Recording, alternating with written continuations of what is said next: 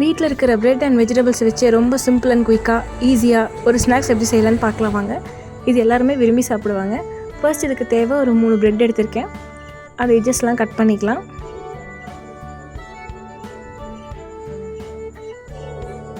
இப்போ இந்த மாதிரி சின்ன சின்னதாக பிச்சு போட்டுக்கோங்க.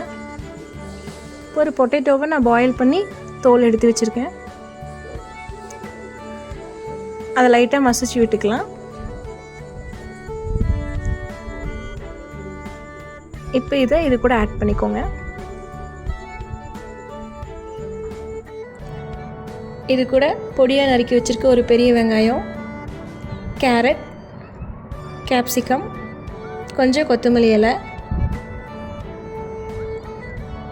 எல்லாத்தையும் உள்ளே சேர்த்திக்கலாம். தேவையான அளவு உப்பு போட்டுக்கலாம்.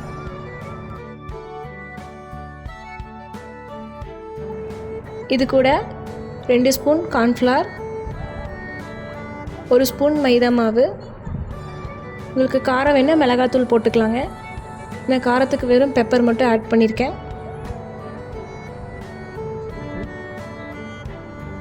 கரம் மசாலா 1/4 டீஸ்பூன். எல்லாத்தையும் சேர்த்து நல்லா மிக்ஸ் பண்ணி விட்டுக்கோங்க. தண்ணி எதுவும் ஊற்ற தேவையில்லை. பாருங்கள், எல்லாமே நல்லா மிக்ஸ் பண்ணி இந்த கன்சிஸ்டன்சி வந்துடும்.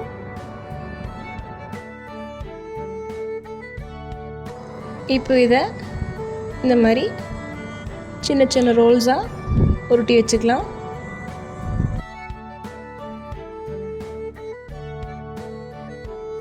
இப்போ பாருங்கள், எல்லாத்தையுமே நான் ரோல் பண்ணி வச்சுட்டேன்.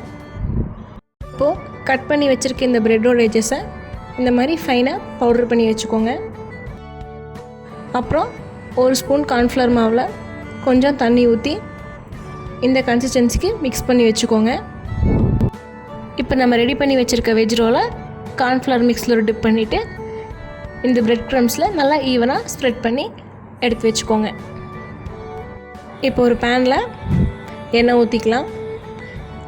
எண்ணெய் நல்லா காஞ்ச உடனே நம்ம வெஜ் ரோல்ஸ் எடுத்து ஒன்றுன்னா போட்டு பொரிச்சு எடுத்துக்கலாம். மீடியம் ஃப்ளேமில் வச்சுக்கோங்க.